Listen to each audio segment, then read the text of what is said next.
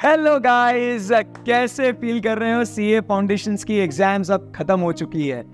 Sir अब क्या करें? So here I am to tell you what you all can do after you have just given your CA foundation exams.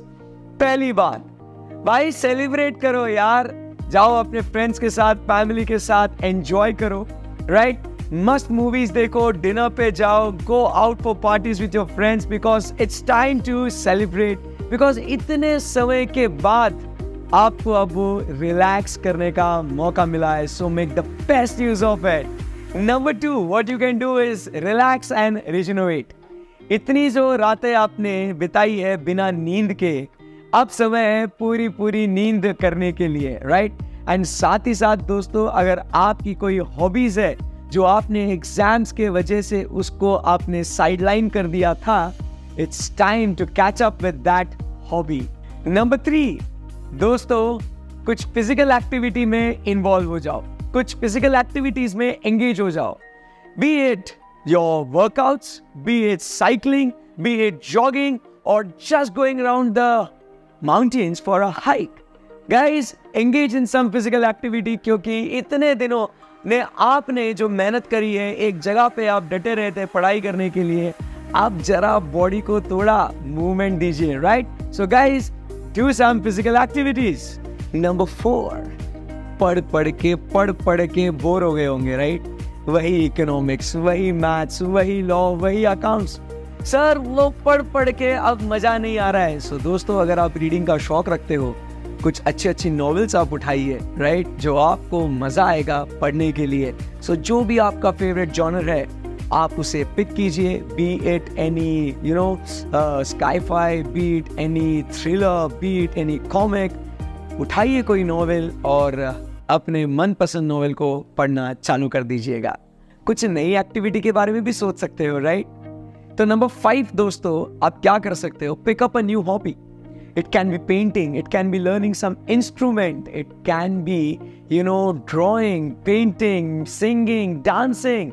Engage in some activity, आपको काफी हद तक relaxation मिल जाएगा उससे।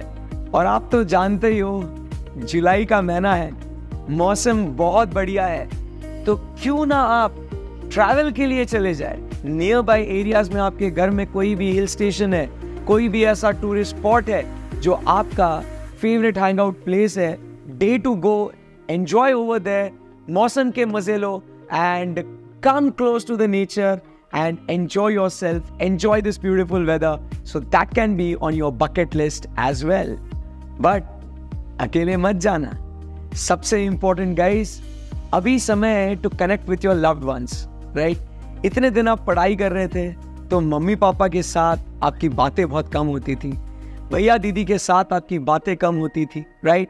सो it's now the time you have to connect with your loved ones, spend quality time with them, tell them कि how your papers, क्या आपने face किया, उनकी क्या फीलिंग्स है वो समझ के लो। मम्मा से बात करो, पापा से बात करो and connect with your loved once. आपको भी बहुत अच्छा लगेगा। ये सब बातें तो होती रहेगी और आप करेंगे ज़रूर, रिलैक्स फील तो करेंगे ही। बट सबसे इम्पोर्टेंट ये भी है कि आने वाले समय में हम अपने आप को कहाँ देखते हैं। It's very important. So now when you have ample of time on your hand, you have to set your life goals. आपको अभी से प्लान करना है कि अगर मेरा रिजल्ट आता है positive, so how am I suppose to go forward with it. कैसे मैंने पढ़ाई को प्लान करना चाहिए, कोर्स के बारे में आपने जानकारी लेनी है। रिसेंटली इंस्टीट्यूट ने न्यू सिलेबस लॉन्च किया है, तो उसमें कैसे क्या प्रोसीजर्स है उसका थोड़ा रिसर्च करना है। सो अपने प्रायोरिटीज़, अपने लाइफ गोल्स ये सेट कर लो।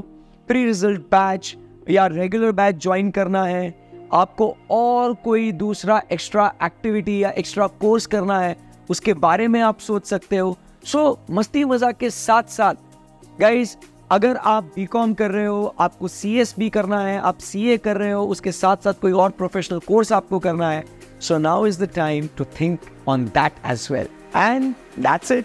These are the simple things which you can do and relax yourself, क्योंकि अब स्ट्रेस नहीं लेना है, अब होना है रिलैक्स।